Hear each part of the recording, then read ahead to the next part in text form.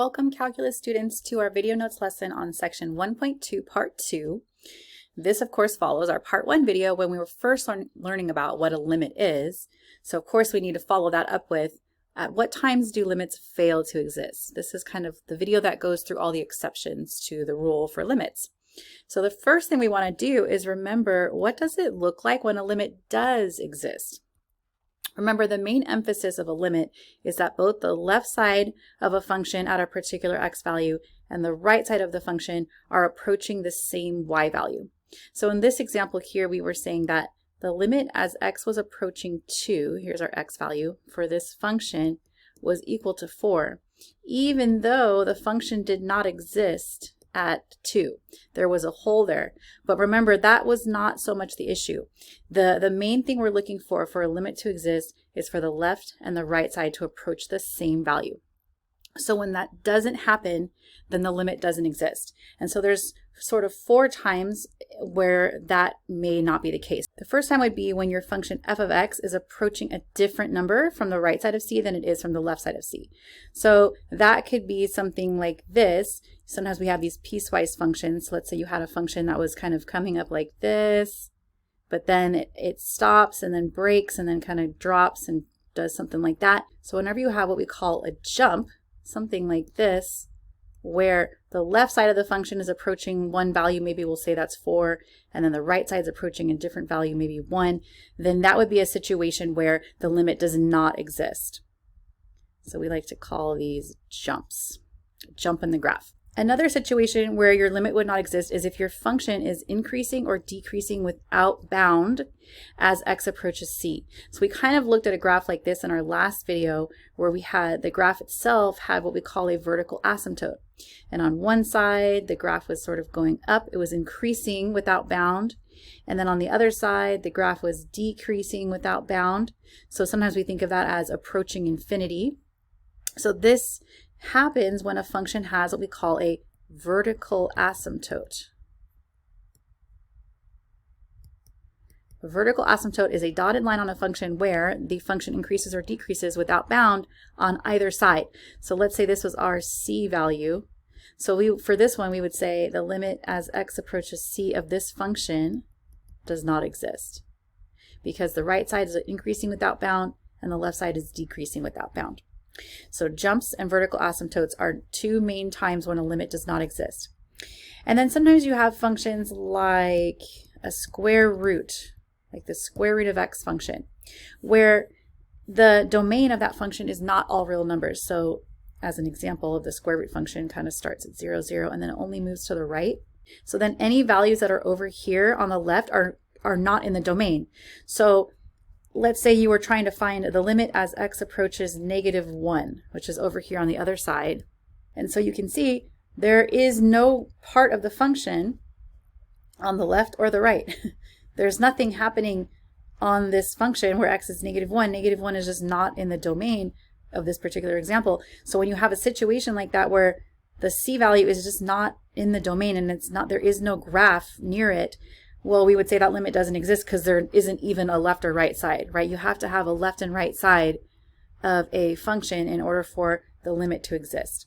So it's kind of a random case where you just try to find the limit of a function as x approaches some number that's not even in its domain. That limit would not exist. The other kind of random situation that doesn't happen a whole lot, but it is something to be aware of, is what we call oscillation. Oscillation is when you have something like, we have it down here. It happens most often with trig functions. So here we have an example with cosine of 1 over x and then sine of 1 over x. But it's what happens when a function starts oscillating very quickly, bouncing back and forth between 2 fixed values as x approaches one particular number. So in both of these situations, as x is approaching 0 for both of these situations, you can see that would create a 0 in the denominator. What's happening is these cosine and sine functions, as x gets closer to 0, start bouncing back and forth very quickly. They start oscillating very quickly between what looks like is 1 and -1. So they're just bouncing so much. So they're not tending toward any limit because they're just bouncing back and forth. They're not actually approaching any one thing. So that in this situation, again, we would say, well, that limit does not exist because the function, they're not approaching, like from the left and right, you can't even really see because it's bouncing so much, but they're not approaching the same thing. They're not tending toward one value. So we would say that limit does not exist. So let's just quickly review those 4 situations. So if you have a jump in your graph, the left side is stopping somewhere and not connecting to the right side, that limit does not exist. We would say f is approaching 2 different values from the left and right side. If you have a vertical asymptote on your graph and the function is approaching either positive or negative infinity, that means increasing or decreasing without bound, we would say that that two-sided limit does not exist. We'll get into one-sided limits later, but for the two-sided limit, x approaching c from both sides, that does not exist if you have a vertical asymptote. So we've got jumps, vertical asymptotes, and then random times where you might be trying to find the limit of a function at a value that can't even be plugged into that function, at a value that's not even in the domain. Those limits don't exist. And then these kind of situations where a function, specifically trig functions, are oscillating so much between 2 values, they're not tending toward any one thing, so we would say that that limit does not exist, cannot find that limit.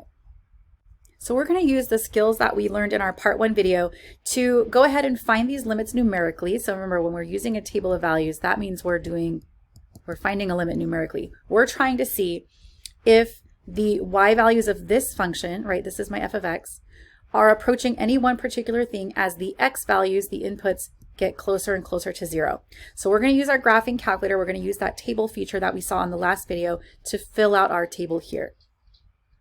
So using the table from our graphing calculator, we could find that on this left side, as x is approaching 0, it looks like my y values are wanting to go to 2. But on the right side, as x approaches 0, as they drop from 1 to 0, it looks like my y values want to go to 0. So this limit does not exist because the y values, or f of x, approach 2 different values. I'm going to say they approach 2 different finite values on the left and right of x equals 0. So this is what we would call a jump, because the left side is approaching something. It looks like it's definitely going to 2, and the right side looks like it's definitely going to 0. These decimals got so small. It was like 0.000000, definitely going to 0. But it was just, they just weren't the same. So we can't, so the two-sided limit does not exist. We would say that this does not exist because the left side is approaching something different than the right side. This is a jump. Now moving on to this next example, you might look at these numbers and think, how would I think to plug in 1 over pi, 1 over 2 pi? I would not expect you to think to plug those numbers in, but these were given to us from the textbook because when you plug them into this function, it makes it easy to evaluate without a calculator. For example, if I were to plug negative 1 over pi into this, I would have cosine of 1 over negative 1 over pi. And then that just turns into cosine of negative pi, and then that just turns into negative 1. So I think this was chosen by the textbook to give us nice values of negative 1, and this would be 1, and this would be negative 1 again. And then these would be the same. So if I plugged this in there, I'd have negative 1 and 1 and negative 1. Of course, you can plug these in your calculator as well to see those values, but that's why I think they chose these very interesting looking fractions. But what we wanted you to see here, I'm going to erase this and make it look a little neater. What we wanted you to see here was how this function, as the x's, so these are getting smaller, right? If you increase the size of the denominator, the overall value of the fraction is smaller. So these are tending towards 0 on both the left and the right, the negative and the positive side. And the cosine of 1 over x values are literally just bouncing back and forth. Negative 1, 1, negative 1, 1, negative 1, 1. So it's like impossible to figure out, well, what are they tending toward, because they're not tending toward anything. So this limit does not exist also, and the reason is due to too much oscillation to the left and right of x equals 0. So the issue is really at x equals 0, which is where this limit was trying to find. It was trying to find the limit of this function as x approaches 0, and that's what's causing all the oscillation. As x gets closer to 0, then it starts bouncing back and forth so much, so that limit doesn't exist due to oscillation. But before we move on to the U-try, I wanted to check something. I want us to see what would it be like if I did just plug in like the usual decimals? Like what would I find in my calculator if I did that? So let's do that. Let's do like negative 0.1, negative 0.01, and negative 0.001. Let's just like ignore these pi values for a second.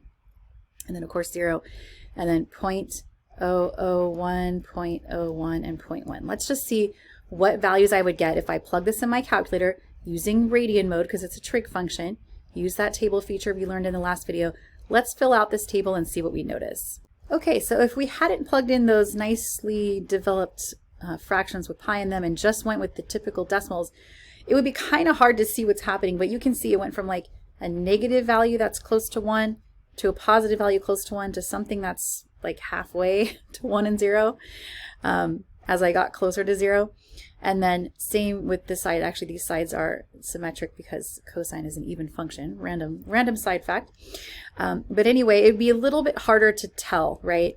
But one thing we do notice is that it jumped so quickly from like a negative to a positive that we're almost the same distance away from 0, right? Negative 0.8, positive 0.8. And then of course it got a little bit closer to 0. One might actually think, oh, maybe it's going to 0, you know, mistakenly if they just use these values here. So that's when we would want to take a look at the graph. Take a look at the graph to see that the oscillation is happening. And of course this was the graph that we were looking at here. So when you could graph this on your calculator and see, oh yeah, no, it's definitely due to oscillation.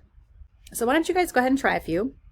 Fill out these tables with your calculators and then determine, does the limit exist, does it not exist, and if not, what's the reason causing it to not exist? So with this first one, when we fill in our table, we can see that as x gets closer to 0 from the left side, the y values are just going up like really, really quickly and with no end in sight. And then they actually approach the same values on the right-hand side. This is another even function. So when x approaches 0 from the right, again, the y values are getting bigger and bigger and bigger, and seemingly probably only bigger as I get even closer. As those decimals get smaller, these values for y will probably get even larger. And when you take a look at the graph of this function, you graph on your calculator, you can see that it basically just kind of, the left and right side just want to increase infinitely. So they are both approaching infinity on the right and left side, or they're increasing without bound on the left and right of 0. So this two-sided limit, x approaching 0 from both sides, does not exist. And then for the other one, you might have noticed that when you go to plug these negatives or these numbers that were less than 5 into the square root, you get negatives under the square root. Like if I plug negative 1 in, you get the square root of negative 6. So your calculator might have said something like error domain or non-real answer or something, because this would be I times the square root of 6. It's an imaginary number, not a non-real number. So those numbers do not appear on the graph. So all these numbers here that were less than 5, they all create imaginary numbers when you plug them in. None of these numbers here are in the domain of the function square root x minus 5. The domain of this function would be values that are 5 and greater. And if you look at the graph of this on your calculator, you'll notice it starts at the point 5 comma 0 and then just goes up and to the right from there. So 2 is just not even in the domain of this function. So you can't, there is no left and right of this function around 2. The function doesn't even start, the domain of it doesn't even start till 5. So this limit doesn't exist because 2, right, x is approaching 2, is not in the domain for this function. So it can't take a limit at a number that's not in the domain. Okay, so taking a look now at example 2, we're going to go ahead and find limits graphically again. And again, when we're looking at things graphically, we want to see if the left and right sides of the graph are wanting to come together to the same value at the x in question. So for this first one, x is approaching 0. So we want to see on the right side, is it approaching the same thing as the left side? Clearly this is not, right? This is another vertical asymptote situation. So this limit does not exist. The reason is because we could say there's a vertical asymptote, but more specifically, it's because f of x increases or decreases, right? It's approaching positive and negative infinity without bound to the left and right of x equals 0. So it's increasing or decreasing without bound. It's a vertical asymptote. The limit does not exist there. Now here we're looking for the limit as x approaches 0 of this function, the square root of x minus 1 plus 2. So this function is going to start when x is 1, and it's going to start when y is 2. And then from there it just goes up and to the right. So if we're looking for where x approaches 0, there is no left and right on this function at 0. 0 is not in the domain. The domain does not begin until 1. So no, this limit does not exist because 0 is not in the domain of this function. Why don't you try the next two? So in this first part here, this is a piecewise function. And by the way, piecewise functions often create jumps, right? This graph has a jump in it where there's one piece and then it jumps from that piece to get to the location of the next piece. But limit-wise, we would say no, this limit does not exist, D and E, because f of x approaches a different value. That's the thing, a different value on the left than it does on the right. The left and right sides of this function are not wanting to come together. They are separated by this jump, so therefore the limit does not exist. For B, it does not exist also because, again, we have all this oscillation going on, too much oscillation. So the values of this function, 1 over sine x, are not tending toward one limit, I should say, as x approaches 0. So at 0, as it's going to 0 from the left and right, the function is just bouncing, bouncing, bouncing, bouncing. It's not tending toward one limiting value. All right, so then example 3 wants us to use this graph. Decide whether the value of the given quantity exists. If it does, find it, and then if not, we're going to explain why it doesn't. So f of 1, I go to the graph here at 1, I can see, oh, there's a hole right here. But if I go up here, remember f of 1 is the algebra view, right? This is where you are only looking at the graph when x is 1 and you're blocking out everything else. And so I can see, oh, there is a value of 2. f of 1 equals 2 when x is 1. Okay, now the limit as x approaches 0. So that's here, and I'm looking to the left and the right, and I can see that the function is wanting to come together. I can see there's a hole, but I ignore what's happening at 2, and I just look to the left and right. They want to come together at 2, so that would be my limit of f of x as x approaches 0. For the limit as x approaches 1, again, here's 1. I know that f of 1 is 2, but we're actually going to kind of block that out. When we're looking at the limit as x approaches 1, we're more concerned with what's happening on the left and the right. So as I look to the left and the right, I can see that on the right side it wants to go to 0, but on the left it wants to go to -1. So this limit does not exist because there is a jump in the graph. The left side is not approaching the same value as the right side. Okay, then as the limit as x approaches 3, so that would be this one over here, we have the same thing happening. So x is approaching 3. So I ignore what's happening at 3, and I look to the left, I look to the right, and I can see, oh, right side wants to go to 1, left side wants to drop to 0. So this limit does not exist for the same reason as the last one. There's a jump in the graph, and the left side is not approaching the same value as the right side. Why don't you try one? So in this graph here, of these 4 things given, the only thing that didn't exist was this one in part B, the limit as x approached -4. That was another situation where the left side wanted to go to 3, the right side wanted to go to -2. There was this jump in the graph, so that limit did not exist because the left side was not approaching the same value as the right side. But everything else on here existed because as x is going to -1, so that's here, the left side and the right side were both approaching 4, and as x was approaching 4 right here, the left side and the right side were both approaching 2. Remember, it's okay if there's a hole in the graph as long as the left side and the right side are wanting to come together. Let's move on to example 4. So in this example, it wants us to start by sketching the graph and then identifying values of c where the limit would exist.